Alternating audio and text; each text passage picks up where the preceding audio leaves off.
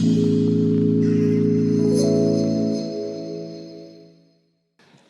name is Martin Cawley. I am from Glasgow in Scotland.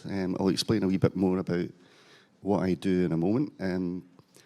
Often when I do sessions like this to an international audience, I'm very conscious of my accent. But as it turns out, it's like when you're waiting on a bus, you've actually got 3 Scots on the panel today, so this is a major test for you. And if you're struggling to understand anything we say, just tune in to the translation service and turn it to English. And you'll be fine. My name is Martin Cawley. I am the Chief Executive of a cancer charity, the Beatson Cancer Charity, which is based in Glasgow. I've had a career predominantly I'm a nurse by profession, but I had a career predominantly in the third sector, working and managing organisations who deliver services for people with drug and alcohol issues, people involved in the criminal justice system, people who experience homelessness, and of course very much driven by harm reduction principles, so I can resonate with this subject matter.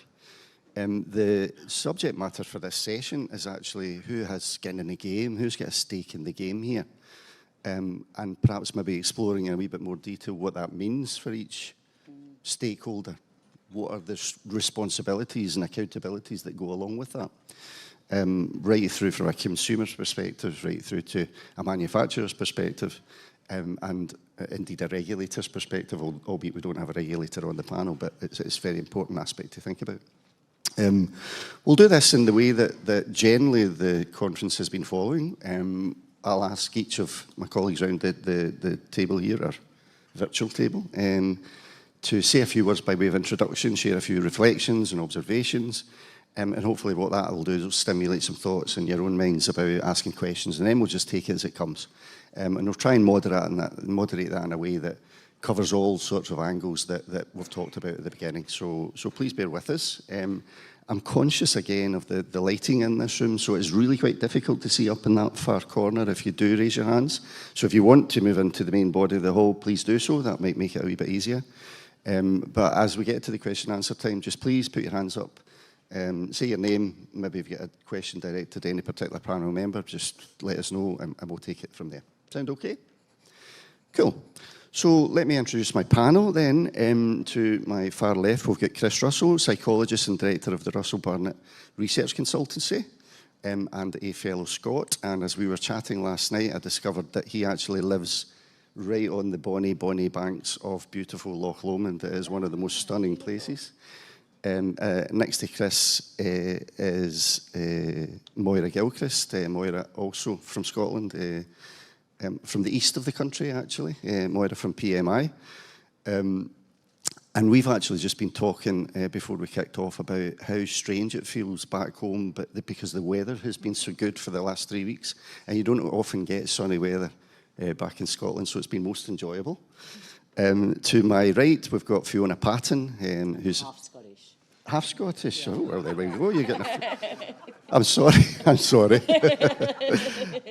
Fiona, who's an ex-member of Parliament for Victoria in Australia.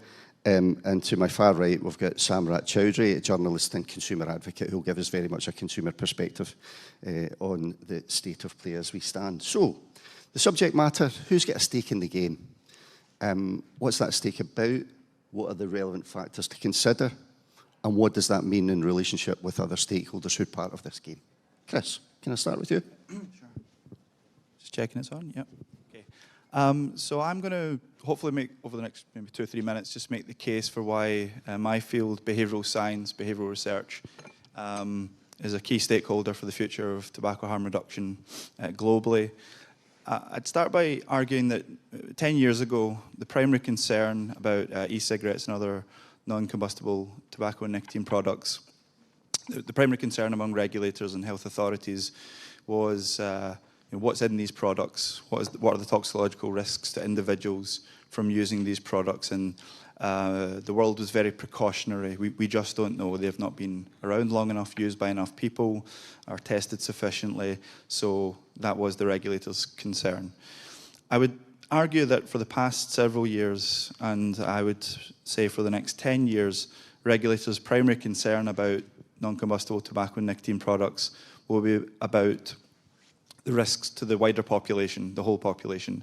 Who uses these products, and what impact does the use of these products have on the use of other potentially more harmful tobacco products? So I would argue, first of all, that the target of concern has shifted somewhat from the toxicological risks to individuals to the risks to the health of the whole population.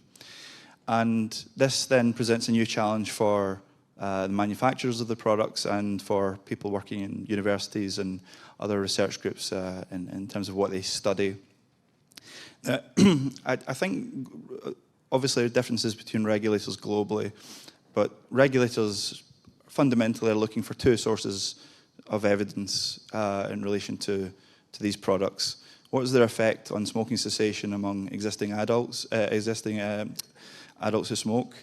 And what is their effect on initiation among youth and ultimately a progression towards more harmful tobacco products? And I would argue, unfortunately, and I'll use the example of flavours because that is perhaps the hottest topic of debate in tobacco harm reduction, flavours in different form factors.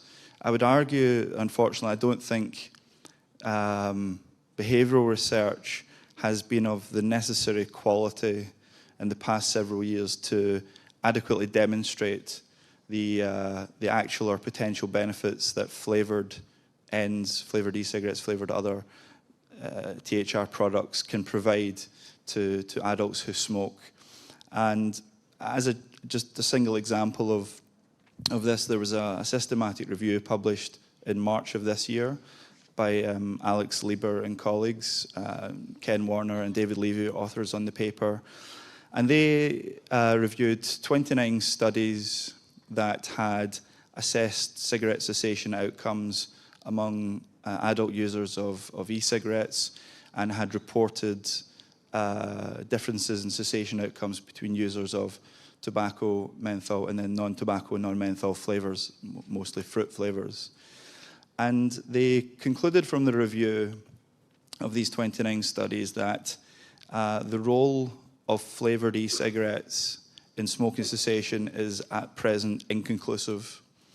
Now, I'd take a guess that there's probably 10, 20, 30 people in this room who would personally testify to the effectiveness of a flavoured e-cigarette in their own journey in switching from combustible cigarettes to an ends product. I imagine there's a lot of consumers who have primarily used and benefited from those flavoured products. But my point is that and as was the conclusion of this systematic review, is that the studies that have sought to assess or test the hypothesis that flavoured ends produce higher cessation rates than tobacco flavoured ends have largely been of not of the highest quality. There are substantial methodological limitations with those studies, substantial heterogeneity in how these studies measure outcomes, which outcomes to measure, and ultimately what we're left with is a mess of studies that are all speaking different languages and no clear message emerges. So whereas there will be people who have personal lived experience of the benefits of flavours and multiplied by 1 million people not here today, unfortunately, the scientific research that has taken place in the past 5 years, as argued by this systematic review, have not been of the sufficient quality to adequately test the hypothesis that flavours do, in fact, reliably increase smoking cessation rates relative to tobacco flavours. The problem then is, in the real world, what we see is that regulators look at papers like this and they cite it in support of prohibition or restrictive policies. And as a consequence, flavours in the United States have largely gone away. There's an EU directive coming into effect in a couple of months that will ban characterising flavours in heated tobacco products in the EU. And all of this, maybe we agree, reduces the consequence of reducing these options for adult smokers will, in all probability, be fewer adult smokers contemplating switching to a less harmful product, fewer adult smokers attempting to switch, and ultimately fewer adult smokers succeeding in their attempt to switch. So just to conclude, why I'm arguing that behavioural science is a key stakeholder here is behavioural scientists like myself and research groups that we work with and the behavioural science in-house at manufacturers, I argue, need to be better in designing the studies that will be a fair test of the benefits or absence of benefits of flavoured products versus tobacco and menthol flavoured products. We need to take a more uniform approach so that when we all conduct our studies and submit evidence to a regulator, we're not speaking 27 different languages to the regulator. We are agreed on standards and standardization of design and assessment so that when the regulator receives our evidence that there are commonalities of design and measurement across the evidence being presented. So sorry if I've went on just a few minutes longer there. Thank you very much, Chris. Yeah, sorry, just to say, behavioural science in conjunction with the other stakeholders who are on the stage. No, thank you very much. A few themes that I'm sure delegates in the audience will want to explore a bit further, but let's move on. Moira, sorry, nearly called you Fiona there. Sorry, Moira. My sister's called Fiona, that's fine. Oh, you look very like her. Here's the third Scottish accent. I have the Edinburgh version of the Scottish accent, which some would say is a harm reduction version of the Scottish accent. So Softer. I hope I'm understandable. So I'm here, I guess, to argue the case of why the industry should have a stake in harm reduction. I just want to preface what I'm going to say is by I don't speak for the industry as a whole. I speak for my company, Philip Morris International. But I'll just give some broad thoughts of why I think we have an important role to play in tobacco harm reduction. And it really comes down to two main things. First of all, the will. So the will comes from ensuring that we have a sustainable business for the long term. And for my company, this vision about having a sustainable business started more than 20 years ago, before I even joined the company. And the vision was driven by the acknowledgement that smoking is harmful, it causes serious disease and premature death, and probably we should do something about that. It took us a long time to do something about that. It took us a long time to develop the products and the science that have ended up with us in the state we are today, which is having a bright future, I believe, in tobacco harm reduction. But nevertheless, it's a path that we set ourselves on 20 years ago. And in 2016, we announced that this is the future of our company. It's in fact the purpose of our company is to replace cigarettes with non-combustible alternatives that are a better choice than continuing to smoke.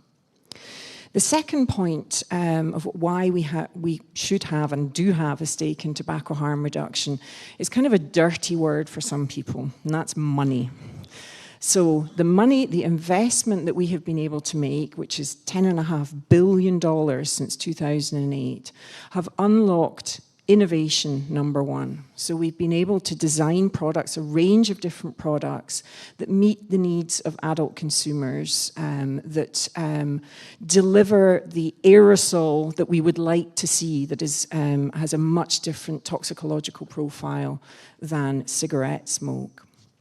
The second thing that money unlocks is science, and we've invested extremely heavily on the highest quality science, I think, that exists in this field today. That's going from laboratory science at the very basic in terms of chemistry, through to toxicology, clinical studies, behavioral research, and longer-term post-market surveillance studies. So with that investment in science, I believe has come an ability to build trust with consumers, build trust with the public health community, and build trust with regulators and policymakers. We don't assume trust. We make all this data available and ask people to make up their own minds. The third thing that we bring to the table under the sort of money bucket is an ability to understand consumers. So we knew our smokers before, but we've invested in understanding how to switch them and switch them as quickly as we possibly can away from combustible cigarettes to better alternatives. That has required diligence. It has required one-on-one conversations all across the globe, which we have carried out since even before the products were on the market. And then the final thing that this investment brings is also scale. So I'm not knocking startup companies. I believe they have a really important role to play. I'm not knocking small individual mom and pop vape shops. They have a really important role to play.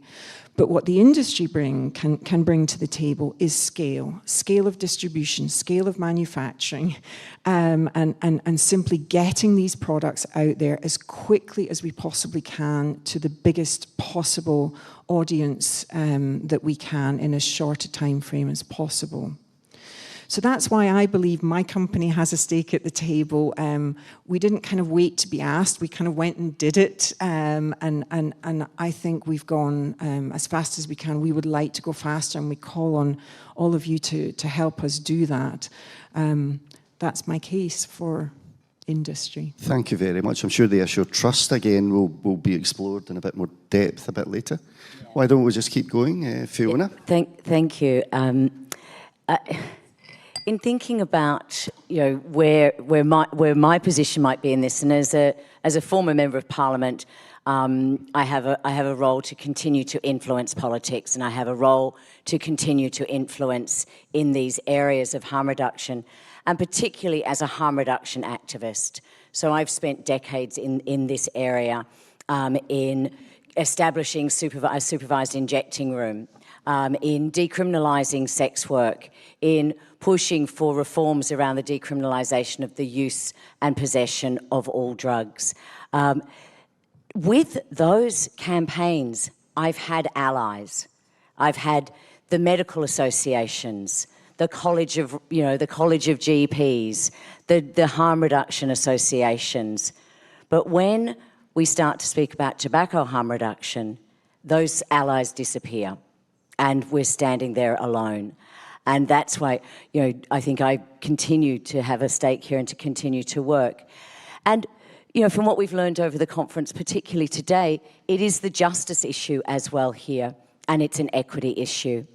Because in Australia, we are a relatively wealthy country, and most Australians who are relatively well off don't smoke. Unfortunately, if you are one of our First Nations people, if you're Indigenous in our country, that you're probably we've probably got rates of around 40% smoking. If you are experiencing poverty, if you're from disadvantaged or vulnerable communities in my country, you are much more likely to smoke. And that is going to have a significant effect on everything. And I've been involved in inquiries into homelessness, inquiries into the criminal justice system, inquiries into drug use. Every time, disadvantage is one of the components and one of the issues that we need to address. So we need to address that equity issue in tobacco harm reduction as well. I get very frustrated. As an example, I was speaking to the medical director of the supervised injecting room. Now, here is a room where people who use heroin come into the space with their heroin, inject under supervision so they don't overdose and die. They then go outside and have a cigarette. 99% of them go outside and have a cigarette. Now, when I broached the topic of tobacco harm reduction with the medical director there, he just looked at me aghast and askance, like, what? You think we should be supporting big tobacco in here? And I'm afraid that in harm reduction spheres, that trust is not there yet. And I feel I need to start working on that. Also, I suppose, being an Australian, where we are leading the way in what not to do. And I apologise to all of you. Sometimes we are infectious in these areas, and I really hope that we do not infect your communities and your countries in the way that some of you are moving forward far more progressively. We now have an enormous illicit black market. Now, I come from the adult industry. I come from, from the first screeches of protect the children came when we wanted to ban pornography. Not just in my country, but around the world. It was protect the children, ban pornography. Now, of course, that it didn't happen, and it was we were able to argue for far more sensible restrictions on adult access to this product. The same as we need to be arguing for similar restrictions on adult access for this product. But I come from that background of fighting for the rights of adults to access a product that they should legally be allowed to access, but also fighting for the rights of small businesses to provide these products. Now, in Australia, when 92% of people who vape buy them on the illicit market, when it is illegal for a tobacconist to sell an ends with tobacco. They can sell a unit without tobacco. I'm yet to find one, but they can't sell them with tobacco. Obviously, they can sell tobacco. They can't sell them with nicotine. They can only sell cigarettes. So from a small business perspective, we're going to see businesses go out of business. Legal shops that have been providing vape supplies, whether that's coils, whether that's juices, all without nicotine, mind you, but providing those devices to adults, they will actually be criminalised in the forthcoming year if we do not fight hard in Australia. And I fear that when Australia does do things like this, it will infect other parts of the world. And I think finally, and probably most importantly, New Zealand. Australia hates to lose to New Zealand. We absolutely hate it. Sometimes it's our reason for getting up in the morning is to beat New Zealand. And seeing that our smoking rates used to be, we used to be doing better than New Zealand. We're not now. We're falling behind. We're seeing New Zealand really beat us at this game. I mean, we beat them at netball.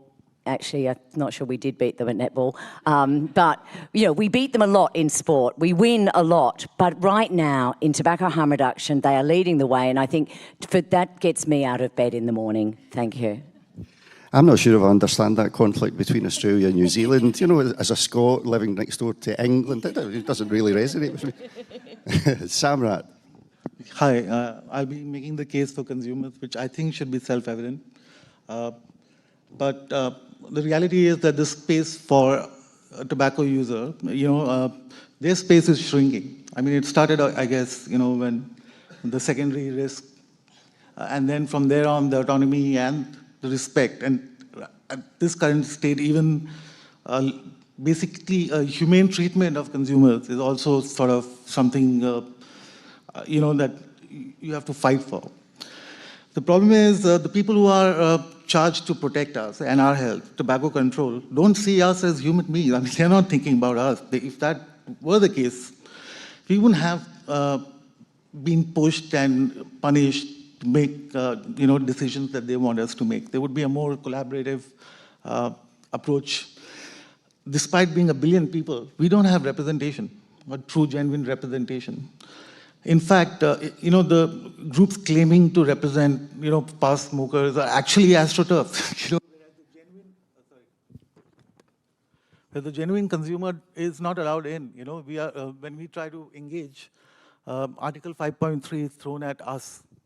But the tobacco company, which is run by the state, is somehow not a problem. And that country is not a problem, despite being stakeholder in a tobacco company.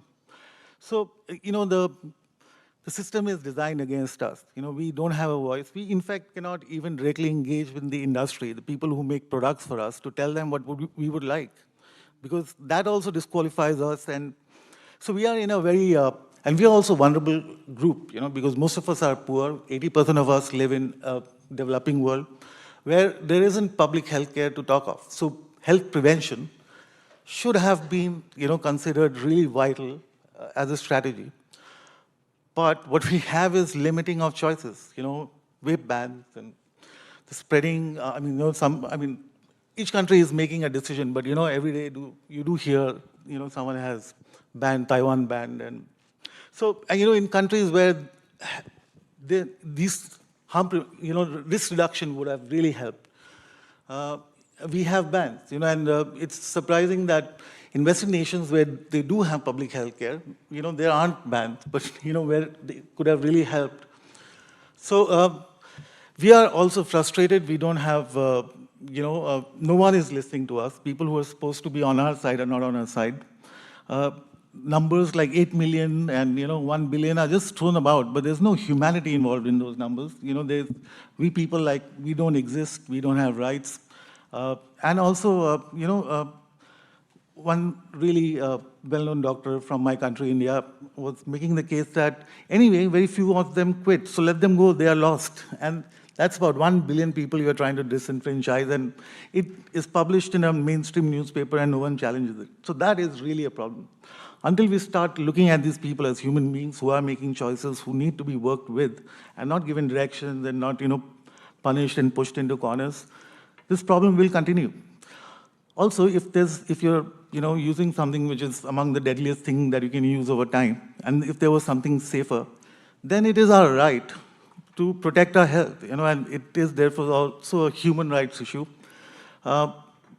which, for example, a drug user has more respect, and as part of the UNDP program, they are part of deliberations. But in tobacco, despite there being that many more people and so many more deaths, you don't have that. So,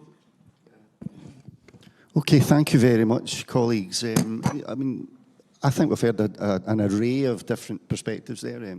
One very driven by a consumer rights, human rights movement, if you like. The interest of both a political perspective but a social justice underpinning to that. The motivations of tobacco industry and maximising the benefit of different markets, and obviously a behavioural science perspective and what the influence on individual human behaviour and their motivations for decisions that they might make in life. Are there any questions? Well, let's open this up a bit. Are there any questions? I've got a few things in my own head that I want to ask, but any questions from the floor, first of all, that you'd like to explore in relation to what my colleagues have said so far? One down the front, I'll get a microphone. Is there a microphone? Just a question down. Oh, we'll go there first then, okay. I'll come to you next, sir. Hi, John Oyston. I'm a doctor from Toronto, Canada. Particularly for Moira, given the amount of distrust in the medical community and in the wider harm reduction community of vaping, why hasn't the tobacco companies spent some of their enormous resources on developing a licensed medical product for vaping? Because the Canadian government, the New Zealand government, the UK government have all expressed an interest in such a product, and yet it doesn't seem to be in the works. So I think tobacco company did. I believe BAT certainly had a medicinal licensed product in the UK. We as a company have not pursued that path. I'm not going to say that we've completely cast it aside. But if you think about it from a smoker's view, and I was a smoker myself, smokers very rarely even admit to their doctors that they smoke. So you're already putting in place a barrier for somebody going and getting a product that could help them. The second thing that we've thought about is also a little bit the stifling of innovation. When you go through the medicinal products route, you're kind of locked into almost yesterday's product. We see this. We see this also with the US route, the FDA Center for Tobacco Products. The timeline to develop the evidence and go through the review process is extremely long. And in the meantime, innovation is going at light speed, and in countries outside of the US, you have products that are 2, 3, 4 generations ahead of the ones that are authorized for sale there. So that's a little bit the concern that we would have, is that you lock a product in order to get through the regulatory approvals. but you then can't innovate on it because you know, it's not necessarily what a consumer wants. So those are two things that really have made us pause. I'm not saying that we would never do it, but it certainly made us pause and think, okay, what would be the right product to go through that process? You okay, John? I think the VAT product is no longer available. And I'm not suggesting that this would be the only route, but I'm suggesting it could be an alternative route. And I don't see why you couldn't have both a medical product, maybe a little dated, and a commercial product that may be more up to date. Just on the commercial front, I mean, a question that was floating around my head listening to your introduction, Moira, those motivations, where do they lie if there was a market opportunity or a moral obligation to try and change behaviours? Where does that balance swing in PMI? So I can't speak to the original motivation. I can speak to the story that I sort of came across in 2005 before I joined the company. And it really came down to a sort of a desire of one or two or three individuals within the organization, and seriously, maybe even one individual in the organization who basically made a decision that the further he got up in the company, the more he would advocate for investment in science and research that could solve the problem of smoking. And he eventually became our CEO. He's now chairman of our board. He doesn't like this story being told, but it came from the vision of one man, one individual who had the courage to say, we can do better than this. And he also had the courage to stick with us in R&D, because I was in R&D at the time, whenever we had problems. So any product development, anybody who's worked in a pharma industry or anywhere else, you know you come across problems as you're developing a product. And sometimes you require more time or more investment. He put his money on the table every time we came and asked, because he was so convinced that this was the right thing for the business and ultimately would be the right thing for adult smokers and the right thing for society. And does that culture permeate throughout the organisation today? It does now, and I'm not going to say that it was a dream scenario from day one. You have an organisation where people's careers were built on knowledge of the combustible business. So in the beginning, I do recall some resistance from some areas in the organisation. We are well past that now, and I think the leaders of our combustible business have actually done a really good job of showing people who work in that part of the business how they play a role in our transformation to smoke-free alternatives. It's about being the conduit to communication to smokers who ultimately can be encouraged to switch to smoke-free alternatives. I don't want to hog the mic, but there's some really important messages in there about how you would relate that message to regulators and others, I would have thought. But there was a gentleman at the front, you wanted to ask a question. There's a mic just on its way. Thank you. Yeah, Colin Mendelsohn from Australia. I just had a comment to Chris about that Liebers study. The results were inconclusive. Of course, it still may well be that flavours are effective, but there's so much more about flavours than what that study was looking at. So flavours, we know, are an important incentive for smokers to switch to vaping. They do seem to play a role in preventing relapse. Studies have shown that when you ban flavours, people do relapse to smoking, and there's they find flavours on the illicit market as well. There's growing evidence that it's not such a high priority for kids as we used to think it was. Surveys in the UK and the US have found that it's down the list below peer pressure and curiosity. So flavours aren't the driving force. And there's research that shows people who use flavours are more likely to make a quit attempt. So I agree, and why I'm bringing this up is because we've got a flavour ban proposed for Australia, and it's coming up in other countries as well. And I think it will be a mistake, and I think that paper shows something that we need to be aware of, but there's a lot more to it than that, of course. And I just wanted to make those points. Yeah, and the authors of that paper, while they're concluding that the state of the totality of evidence at present is not sufficient for concluding that non-tobacco, non-menthol flavours produce better cessation outcomes than tobacco flavours, much of the discussion section of that article was saying, well, it's because of the quality of the studies, it's not necessarily a true effect or the absence of evidence. It's more saying that the standard of the studies that were included in the review were not sufficiently of high quality, and were not designed actually to test the hypothesis.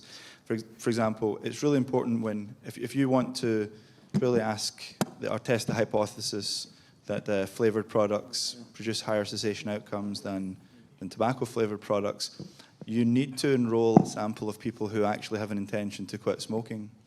It's unfair to assess cessation in a population of people for whom cessation was not the intention.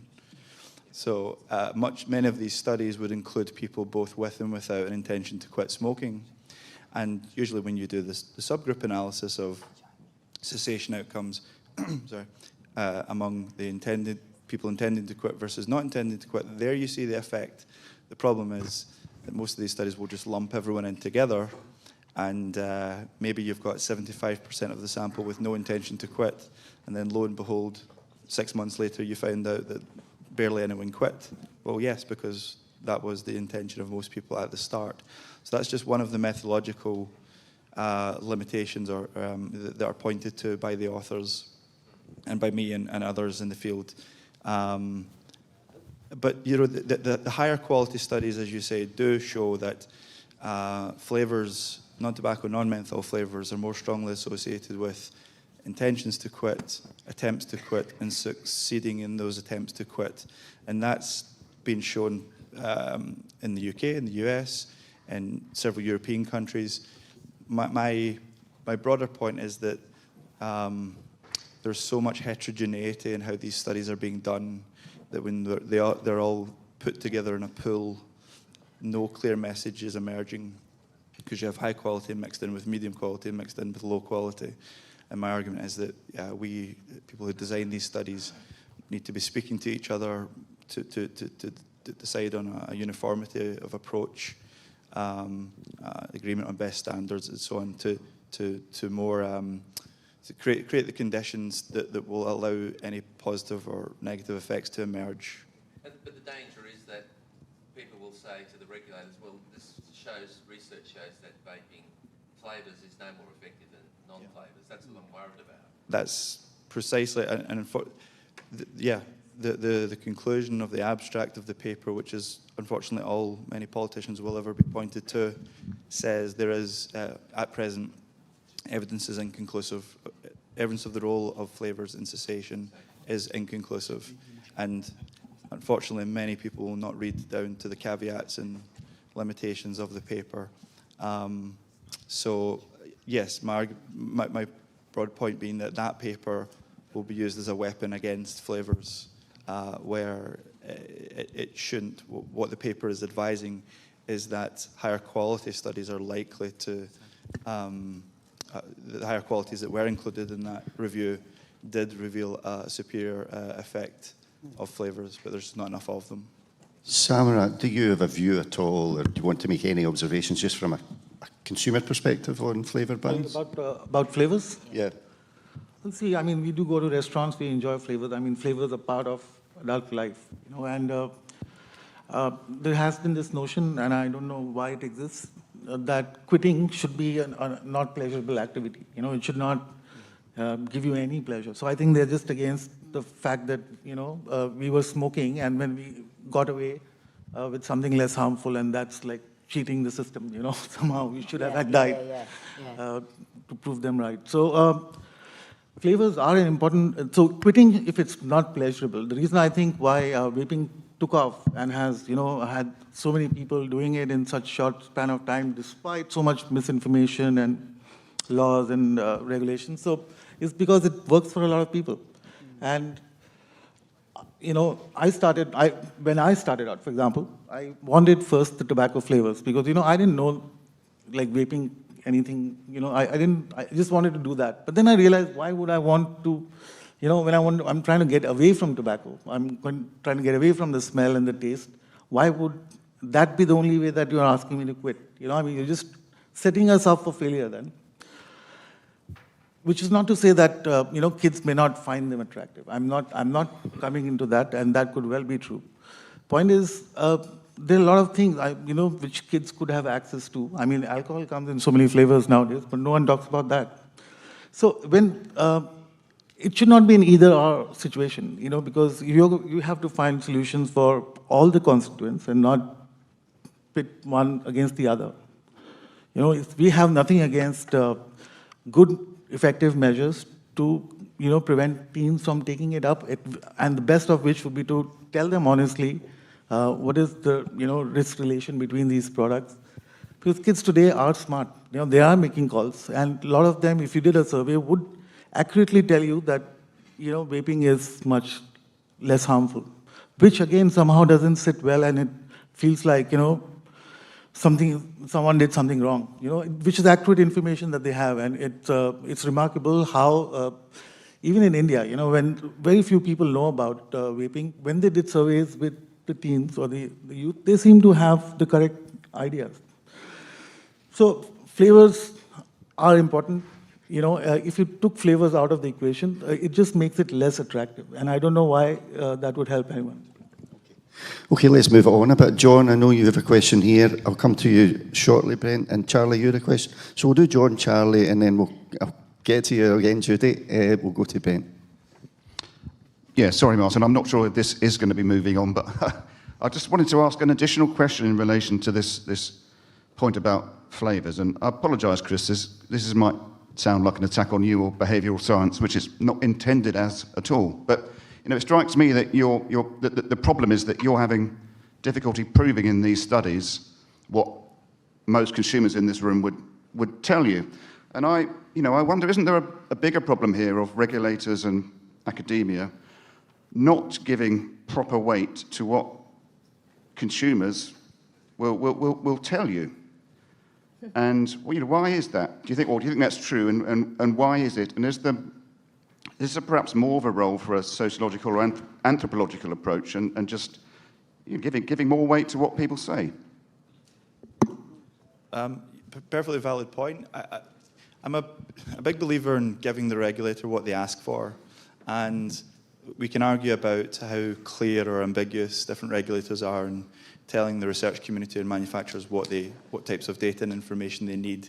But how I interpret, say, the situation in the United States, is the regulator saying we need longitudinal prospective data, either from a randomized control trial or a longitudinal observational cohort study, which I won't go into the details, but it demonstrates reliably that a change in smoking behaviour is attributable to use of the product under assessment. Now, people can disagree on whether that level of research is necessary.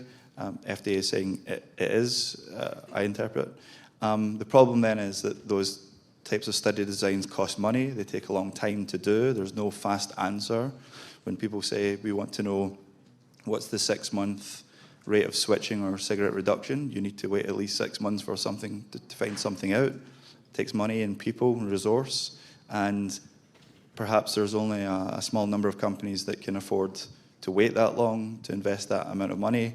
So I completely appreciate that while the regulator is setting a standard or specifying the types of information they need as clearly as they can, not every applicant will be able to meet that level of investment and time. The problem with more qualitative assessments, cross-sectional assessments, is FDA and other regulators will say, well, it doesn't demonstrate change or allow us to attribute the change to any intervention or any product. So we can certainly, there's a great deal we can learn, and I certainly have learned in 12 plus years of sitting down one-on-one listening to smokers and vapors, people who use other products, especially from people who have who smoked all their life, tried using e-cigarettes or something else, and ultimately went back to smoking, to understand what was it about the product experience which didn't stick, and they felt they needed to go back to smoking. There's a great deal that can be learned about how to innovate products to be more satisfying and appealing and affordable. But in terms of convincing a regulator or demonstrating to a regulator that a certain flavour is the product feature, product characteristic that's driving change. There's certain types of study designs that are big, expensive, long, and not easy to do. And that's a hurdle we're all facing. But certainly there's much that can be learned about adult smokers' decision-making, about using or not using products from the one-on-one format you're describing there. I hope I've answered. Thanks. There are a few people who wanted to ask a question. Are your questions around this particular theme, or are you looking to move it on a wee bit more? Alex, was yours around this theme? Okay, let's take Alex, and then I'll sort of shift it on a wee bit. I'll come to you shortly, Sharon. Thank you. Alex Wodak, Australia, and I'm happy for anyone who would like to, on the panel, respond to this question. The traded tobacco companies in the world are said to be worth around about $800 billion collectively, and of course we don't know what the non-traded tobacco companies, government-owned, are worth, but presumably it's at least as great, if not as great again. We know that the share price of the traded tobacco companies as a category rose faster for over a century, and then until 2017, when they fell by 50% over the next 4 years. And the presumed interpretation of that is that investors started getting nervous about the lack of tobacco harm reduction on the part of the tobacco companies. So my first question is, do investors have a stake at the table? And if not, why not? And my second question is, if the workforce of tobacco companies around the world is said to be around 100 million people, and maybe that's not accurate, I'm not an economist, but if it's around that figure, it's a lot of people, do they have a stake at the table? Moira, you anticipated that I was going to come to you by lifting that mic right away there, so why don't you address that first? Okay, thanks for the points and the questions, Alex. On the first point, I think it's difficult to talk about the industry as a whole when talking about share prices, so I can only again talk about my company. When we split from Altia back in 2008, I think our listed share price was in the region of $35 or $40 a share.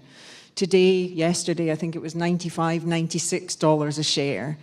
And I personally think that's a reflection of the promise of harm reduction for us as an organisation. And I think the reason that the share price has risen, I'm not an analyst, I'm not a finance expert, but we spent a lot of time and effort in bringing analysts and investors along on the journey, even before we launched our products, our first products in 2014-15. We explained the innovation, we explained the science, we explained what we felt the market opportunity was.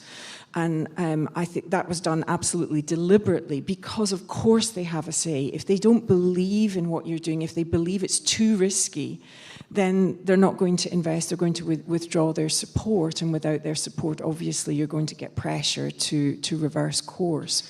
So it was a deliberate strategy of ours to ensure that we kept them informed and on side from the get-go. I think I have a wee follow-up question there. I'm not sure if it's a fair one, but I mean, so you're suggesting there that investors are making the decision to invest in PMI for the reasons of the strategic intent as opposed to the profitability of the organisation? Look, I'm definitely not a finance expert, but I think there are multiple types of investors. There are ones that are there just for the dividend. There are ones who are there for the long-term future and value increment. Maybe John Fell is the better person to answer this. But maybe I forgot to answer your point, Alex, about employees. Absolutely, employees really have a big stake in the game. And I remember I was one of the first people to understand the full program because I was working deeply in it, and it was kind of like this secret skunk works operation in our R&D facility in Neuchâtel. And as soon as we started to communicate to the broader employee base, the thirst for knowledge, the thirst for, getting to know the inside story about the products was just unbelievable. People were highly motivated by this as a long-term strategy for the company. And everybody, literally everybody, sees the role that they can play, whether it's, physically on the ground talking with smokers, or whether it's cleaning laboratory equipment, or whether it's just simply telling their friends and family about the transformation story that we're going through. So everybody has a stake in the game. Thank you, Alison. We'll do Charlie, then Brent, then we'll come to you, Judy, up the back, okay? Are you satisfied with the rate of progress? And if I can extend the game analogy, where are we in the game? Have you got any plans for, do you think there are any tactical changes needed in the game? Is that question directed to Moira or? All four, really. All four. Why don't I come to you first, Fiona? Thank you. Well, from an Australian perspective, we are well behind the game. But what we're also seeing, and what I think should worry us in Australia the most is the movement to the illegal market. So, we now have an illicit tobacco industry like we've never seen before. We are seeing huge crops of illicit tobacco. We are seeing organised crime now very heavily involved in illicit tobacco. And it's a much easier it's a much easier product for them to distribute. So they're distributing it through the local convenience stores, they're distributing it through the local supermarkets, through the local the local tobacconists. So I think for us, the game to stop the criminals from taking over is we're losing, and we're addressing this in other drugs. So we're seeing the decriminalisation and legalisation of other substances, but we're going backwards in the game in Australia, I'm afraid. And I suspect I'm always, when Dr. Alex Wodak is optimistic, then I'm optimistic that we will prevail and that the consumer will actually, in the end, prevail and we will change direction. But right now, most consumers have to go to the black market to buy a nicotine-style vape, but also now a growing number of them are having to go to the black market to buy tobacco because they can't afford the legal product. Samrat, are consumers doing enough to step up to the plate and fight their corner? It's a fight we cannot afford not to fight, because our lives are at stake, and these are, living is important to everyone. So, but the problem is we never thought of this as a fight. It didn't even appear to be one because it looked quite simple. There's cigarettes which are really deadly. There's something which is less harmful. We know it is less harmful because our health improved. So, there can be research on one end, and if I can walk 40 or cycle 40 miles, then I know that's true, and I can climb, and so there are a lot of benefits which we have experienced, so therefore we are sold on the idea. But we don't come from public health. This is not something which any one of us thought we would do, but now we have to organize, and research papers are written against us, and we have to figure out how to respond to it, and Jerry was quite helpful last time. We could get a response in. So we are just put in a fight which we were not equipped. And so it takes time for a consumer movement, because there have been smoker rights groups, but they didn't have traction. They didn't have a wide buy-in. But now it is genuinely about saving lives, because people should have access, which is not to say that everyone will switch, but we should increase the number of options they have at price points they can afford, and in places where they can find them easier. It should not be that you can buy tobacco at every nook and cranny, but to get something less harmful, you have to pay more or go to a medical store. Yes, on you go, Moira. Yeah. I think I'm a scientist and I'm also an optimist. I think ultimately the science becomes impossible to ignore. I think the question is how much collateral damage is going to happen while we wait for people to get on board with the science. And we did an interesting exercise recently where our statistical modelling team did a model to look at what's the opportunity of tobacco harm reduction, the best case, if you like. Because today, the debate is so focused on the potential unintended consequences and challenges of harm reduction. We thought, okay, let's look at what's the opportunity. And the results were absolutely stunning. So they took WHO's data on smoking prevalence, etc., and WHO's modelling method, and looked at 54 countries, which I think was something like 3/4 of the world population, or something like that, and had a look to see what we could predict if all of the smokers in that country switched to smoke-free alternatives overnight, a smoke-free alternative that was 80% less risky than continuing to smoke, hypothetical product. They showed that over the course of those smokers' lifetime, if they switched to smoke-free alternatives and stayed with them and didn't go back to cigarettes, there could be a 10-fold reduction in the number of smoking attributable deaths compared to historical tobacco control measures on their own. So that tells me, okay, this is not a binary thing we're talking about. It's not the MPOWER measures or harm reduction. It's both together, and can we get on with it and move, because we're losing a massive opportunity and there will be now collateral damage. And people are going to suffer because this debate is taking too long. So the strength of a collaborative approach seems to add value, if you like, a way to convince the message or to convey the message. Brent, I'm apologise that it's taken so long to get to you. I was second runner-up half an hour ago. I'm Bengt Wiberg. I'm not from Australia. I'm from Sweden. Bringing up flavors is very important. Why? Because it affects snus, nicotine pouches, heats, e-cigarettes, and you name it. So flavors are very important in order to succeed bringing down smoking. But has anybody, and this is a question to the panel, has anybody investigated those politicians or regulators who want to ban flavors?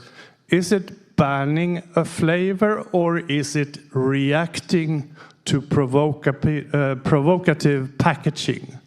I have seen Russian-made nicotine pouches with 150 milligram per gram nicotine content with Bambi bears or cartoons or Kalashnikovs or, skeleton skulls. Thank you. Yeah, go on, Fiona.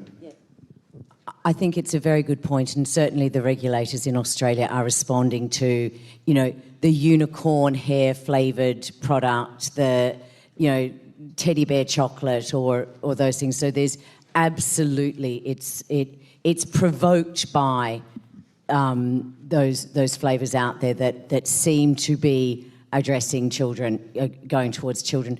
But then, when you start looking at things like the cheesecake flavour or the cookies and cream or those ones, no, those are not necessarily directed at children, and you will find that many adults and we've seen these debates going back and forth on social media with some of our regulators and some of our health officials about the fact that just because the flavour is sweet does not mean that it's directed at children. But certainly those products that are using teddy bears, that are using unicorns, that are using cartoon characters, then they are provocative, and they certainly are engaging and making it a lot easier for the regulator to say, yeah, you're obvious these are for children, so we will ban them all. Chris, do you want to add anything? Sorry, if I could just go back to what I was going to give an answer to Charlie and the game analogy. Well, before the end of this year, Sweden will be world champions. They will be the first country with a smoking prevalence below 5%. So We should all want to be like Sweden in that respect. And I just wanted to expand on something Moira said in relation to the modelling.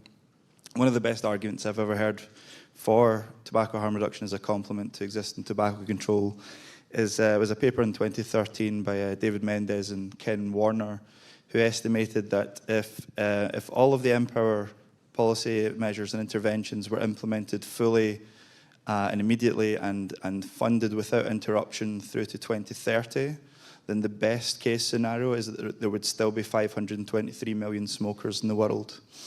And the question then is, well, what else can be done for those 523 million smokers who are not responsive to everything we're already doing? And there's a great argument for doing something in addition to existing tobacco control policies and measures. And sorry, to Bent's question about is it the flavour itself or is it the packaging? I've always found it unclear as to what it is people are trying to regulate, if it's the appeal of the product or the experience of. You cannot view how a flavour tastes. You have to taste it. Mm-hmm.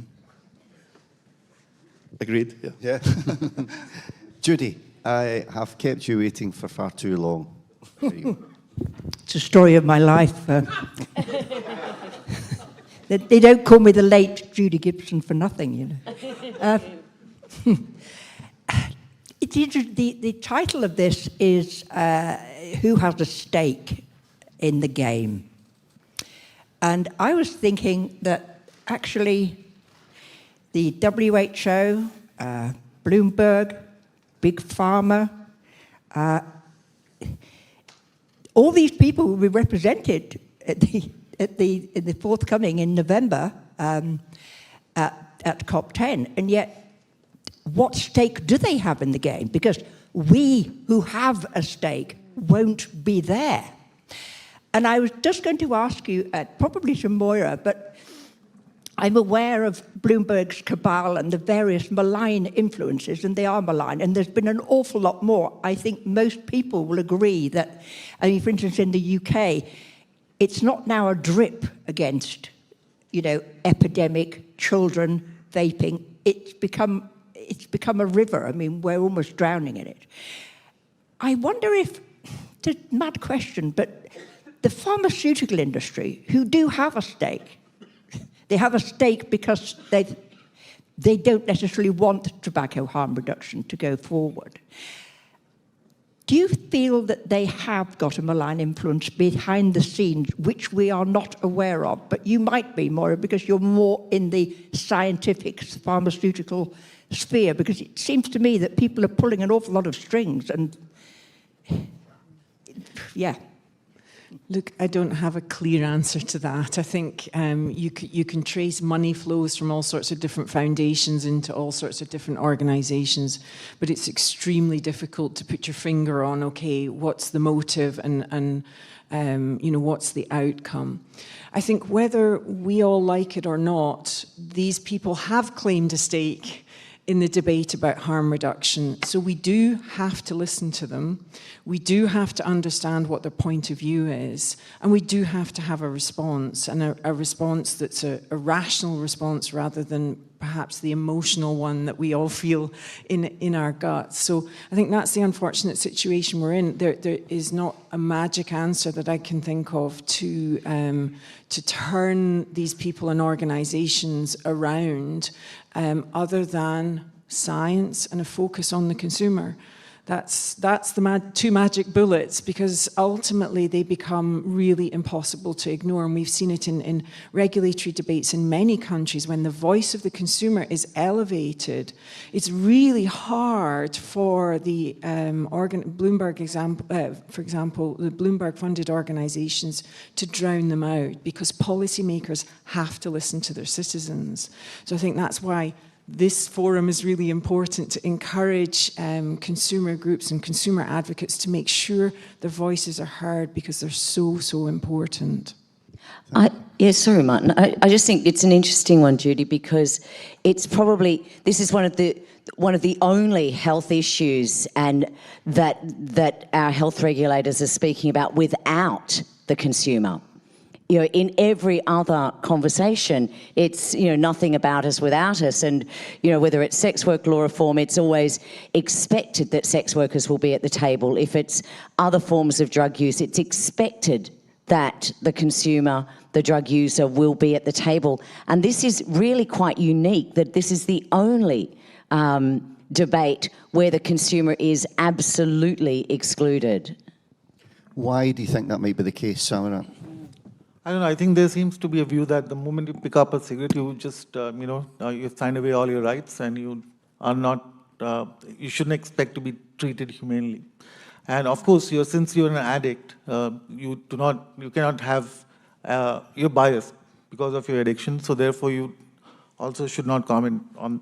And of course, moment you say anything about tobacco harm reduction, no matter which where you come from, you are, you know, already in the tobacco camp, because apparently the concept of tobacco harm reduction is not something which a consumer benefits from. It's just a construct. But you know, that's how arguments have been made, and we have been excluded. We went to COP, the last COP, and they wouldn't even talk to us. They would like, you know, stay away from us as if. But we are the people who are dying from these products, and we really have a stake. So it's you know, to say this to Judy about pharma, I'm really not equipped to comment on that, but I do see a lot of times that people who are not experts in understanding, they're not addiction experts, they're not behavioral scientists, they're not people who have been trained to deal with addiction, are the ones who actually control the narrative, but not. So usually when you would have something which would require expert opinion, you would have it from the right kind of experts. But I don't think those are involved, at least not in my country and many countries that I see, even at the WHO level. There's I'm reminded of a psychologist, I don't know if you'll know her, Chris, from Harvard, I think, Donna Hicks. She does a lot of work in conflict resolution, and she talks about you won't overcome conflict unless you understand dignity, and that dignity is an intrinsic human value, but it's also an intrinsic human need. And the more dignity you afford one, the more you reinforce yours, and the more you reinforce that person's dignity at the same time. So is there a loss of dignity or a lack of dignity or respect among the stakeholders that is denying the opportunity for progression? Don't know if you want to take that, Chris? Yeah, and as some of the questions were asked, so Alex mentioned two groups of people who have very legitimate stakes in this, the employees and investors, and Judy mentioned WHO and other public health organisations not here. To me, one of the most under-discussed legitimate stakeholders in all this, and for obvious reasons not here, is children. And what I mean by that is I view tobacco harm reduction as a child welfare issue. We're all agreed that tobacco smoking is the leading preventable cause of premature death and disease, and nothing kills like a cigarette.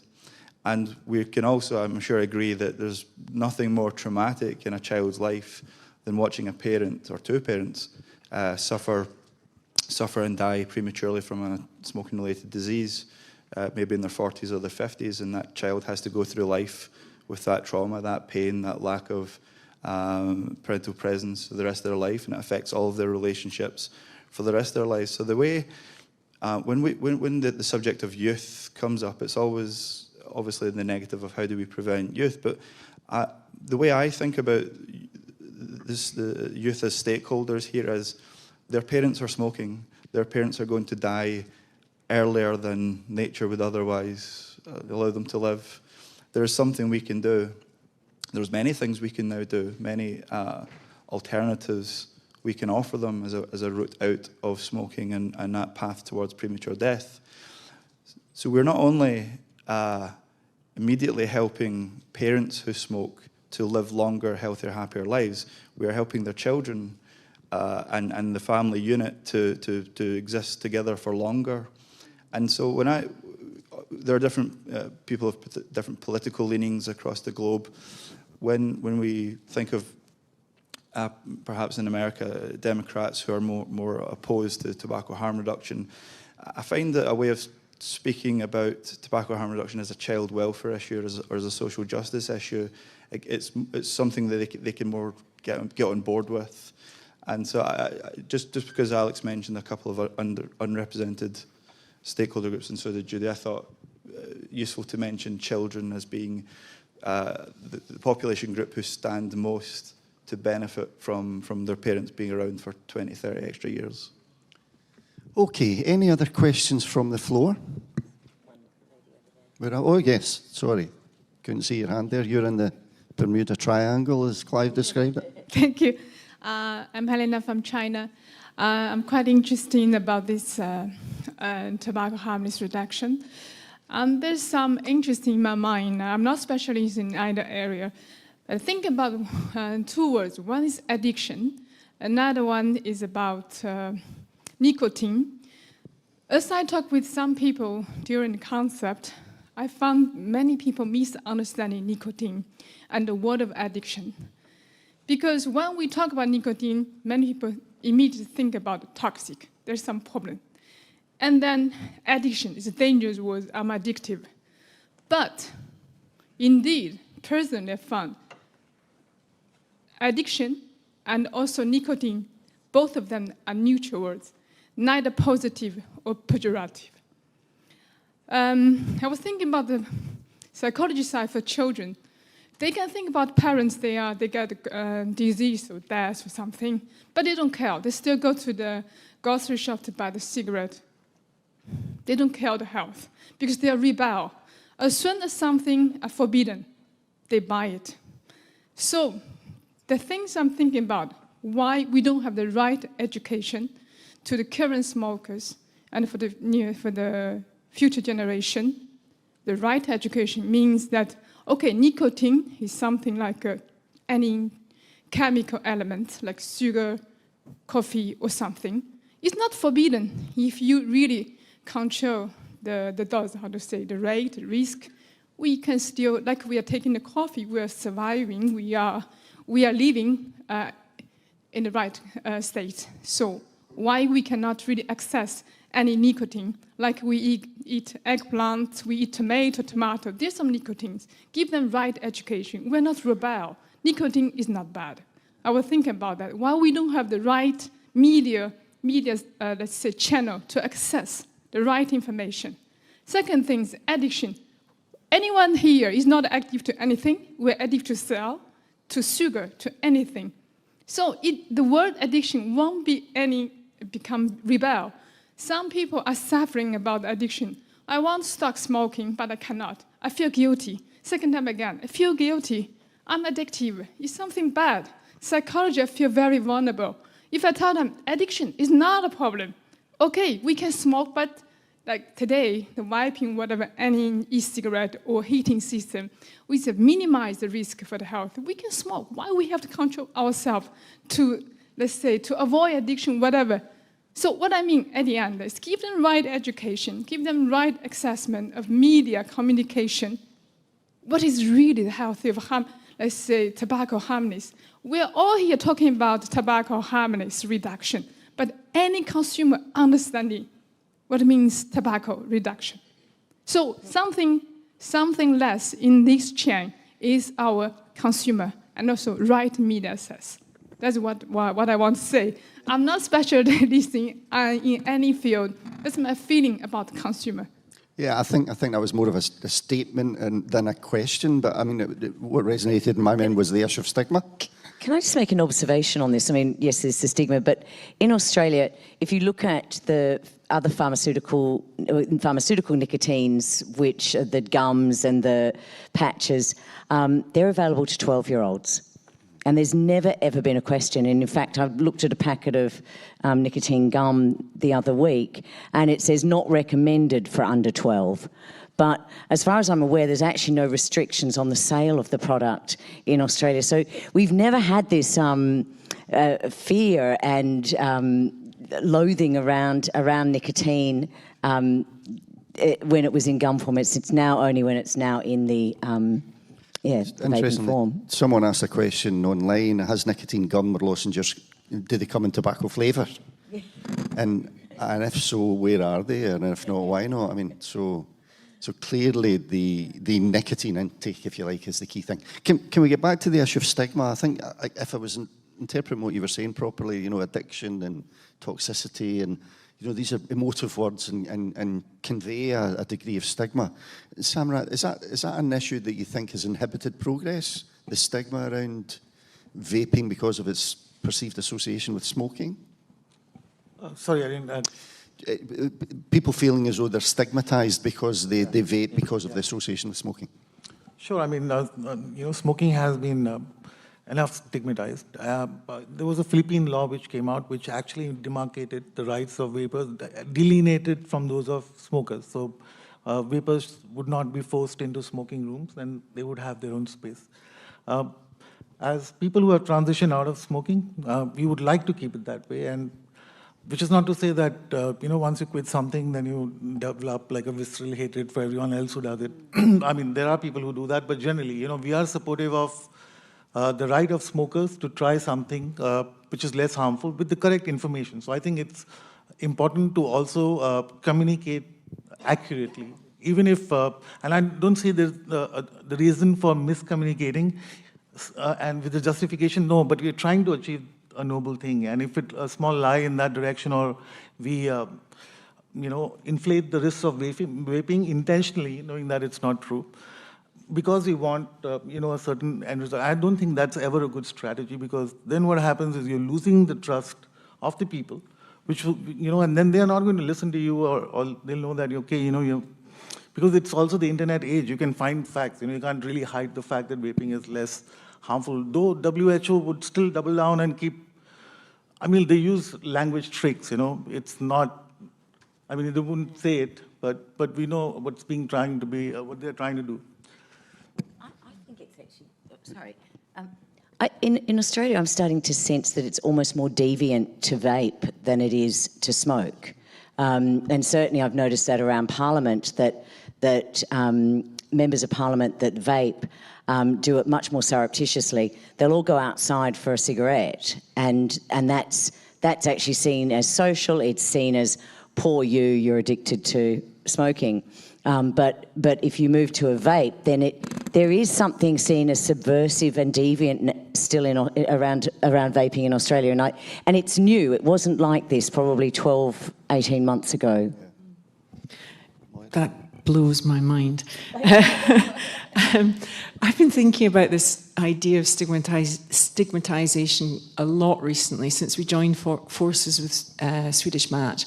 I think stigmatization of vaping or heated tobacco users is quite an easy thing to do, because the act mimics the act of smoking. And smoking is bad and smokers have made a bad choice and therefore you must have. And I've been thinking, okay, what about snus users and nicotine pouch users? Because that affects nobody. There's no signal that somebody is using the product if they're using it, you know, in a discreet way. So what's going to be the tactic that's going to be used against nicotine pouch or snus users as it starts to get more prevalent around the world? And that kind of worries me. What sort of tricks and devices are going to be thought up by those in tobacco control who are simply focused, I think, in my mind, on the wrong goal? We have, yeah, go on, Chris. Sorry, it's just because I heard you in your question about education around nicotine.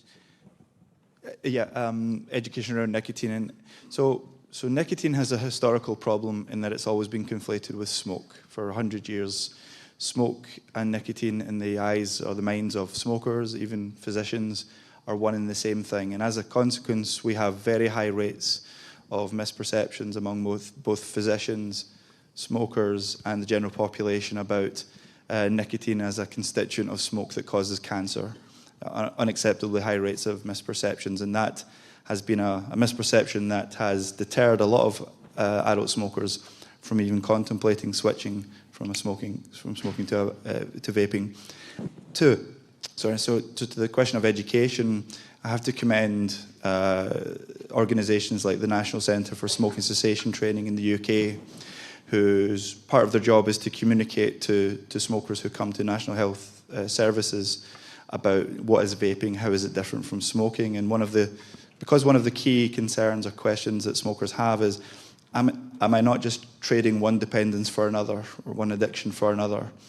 The National Centre for Smoking Cessation Training is clear and consistent in communicating to smokers that it's the inhalation of smoke that's the problem. That's what we need to change first. If there's a subsequent dependence on vaping, that is a problem that will be addressed, can be addressed in the future, but it is nowhere near as serious or urgent a concern as stopping the inhalation of smoke. So their FAQ section explains the difference a lot better than I just did. But my point is that organisation, and to be honest, all of the communications from Public Health England and Cancer Research UK and the British Lung Foundation, consistently for the past 5 years now at least, has been to try to dispel this notion that nicotine is what causes harm, what causes disease, and that nicotine, when decoupled from the toxic constituents of smoke, is actually, the risk profile is far lower. And so they should have confidence about using a nicotine product that is decoupled from combustion.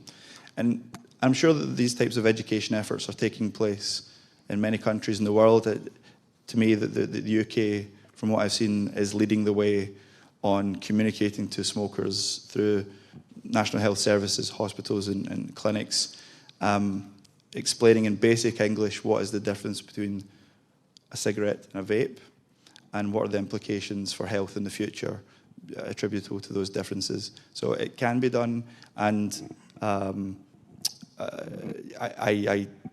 why Australia has such a different, I would say, opinion, because we all have access to the same information. So why things are so different in Australia and India, other parts of the world, is the real question. Yeah.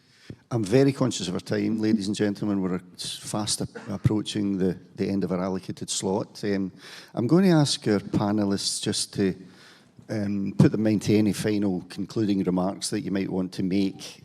But we had a great session that Clive led on Wednesday night, and it was the chronology, if you like, of alternative products from, I think he started off in about 2010, 2011 period and right through to 2023.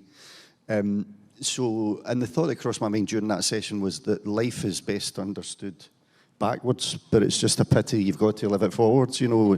That was sort of prevalent in my mind. So if we were learning the lessons today and thinking about the future, sticking with our theme about stake in the game, what might be your concluding remarks from your perspective? Does that make sense? Chris? So, sorry, are you essentially asking, what do we think the next 5-10 years might look like? Yes. Okay.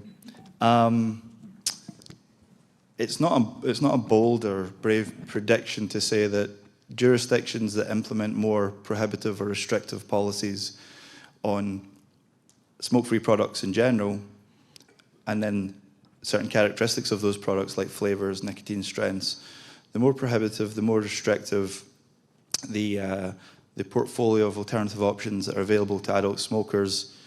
I'm worried that progress that has been made in reducing smoking prevalence over the past 5-10 years with the availability of those options is going to start to stall and perhaps even worse, start to uptick again.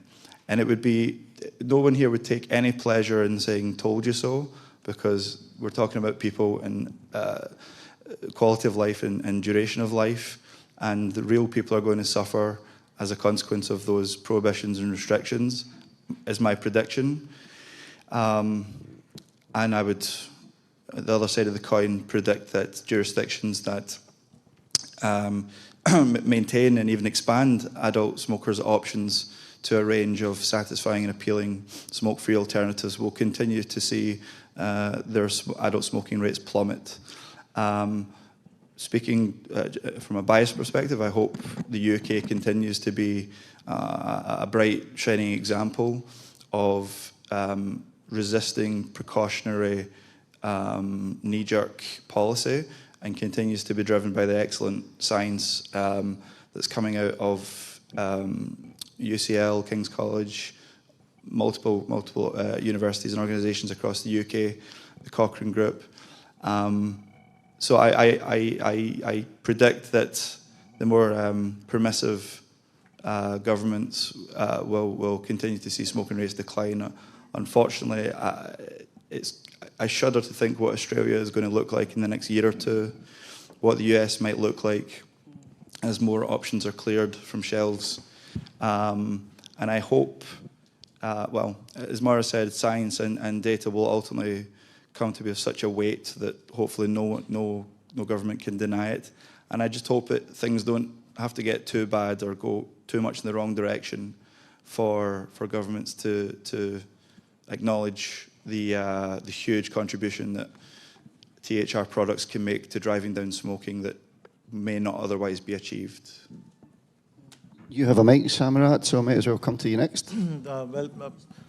So I remain hopeful that we will see negligible. Smoking will cease being a problem in our lifetimes. You know, I remain hopeful because everyone does know that smoking is the deadliest way you can consume nicotine. And irrespective of how the policies come, you know, because in India they banned vaping in 2019, and now you can find it in small villages. So the ban did nothing, right? And that's true also in other countries which have stricter. I think Hong Kong was discussing, you know, that how their ban was not working. Taiwan, they had, you know, the people there said that it's not implementable. You know, it's not. You cannot have nicotine in only one form banned, but available in all the other forms. It just. So I do believe, and as the science also becomes more robust, as consumers become more aware that these products exist, I think we will reach, you know, it took us this much time to reach 100 million. I think it'll take much less to get to the next 200 million. And, you know, and then there will be a, and then when people have voted with their, you know, choices, I think we'll have a huge impact on how it's also viewed in political or public health circles. Thank you. On you go, Moira. So mostly what Chris said. I would just echo what you said, Chris. You know, we start to see data that clearly shows that restrictions on smoke-free alternatives are directly correlated with the persistence of smoking. And I hope that people begin to really focus on that evidence and think, okay, well, what should we do next? And I just have two sort of additional thoughts. The first is, I think as a stakeholder group, and we mentioned most of the stakeholders, I think, that have a voice, we need to decide what's the goal we're fighting for. What are we actually trying to achieve? Is it the end of the tobacco industry? Is it the end of nicotine addiction? Or is it the end of smoking-related disease and premature death? I firmly believe it's the latter. And then I'm minded of a panel discussion I took part in a few weeks ago in London, not about our subject, but about regulation and policy making.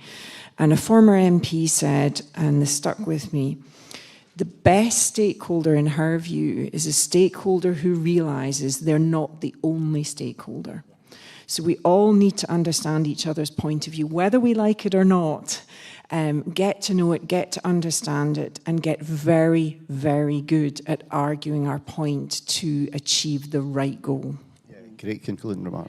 Yeah, absolutely, Moira. And I think in Australia, the voter will convince the politician. It will be the voter that convinces an MP that if they want to be re-elected, then they need to change their policies and be more sympathetic to people who have chosen safer alternatives to nicotine use. And that is growing, but we are going to need to coordinate that in Australia especially. Now, I'm a Republican. I really want to see us become independent of the UK as fast as possible. I think Australia could have its own head of state. However, I do hope that we actually learn, we maintain some connections with the UK, and that we do adopt some of the excellent work that the UK has been doing in tobacco harm reduction. Thank you very much, thank you. One of the roles of a chair of these sessions is to keep to time, so I have failed miserably in that respect. I can actually talk for Scotland, and I remember I was speaking at a conference once and I had an allocation of 10 minutes to speak, and I was going on for about 15, 17 minutes, and I could see the chairperson getting really frustrated and upset, and I said, look, I'm really sorry, but I don't have a watch on and there's no clock in the wall. And someone said, yeah, but there's a calendar on the wall behind you, mate. So listen, folks, I hope you found that an interesting and engaging session. So please show your appreciation for our distinguished panel here. Thank you very much indeed.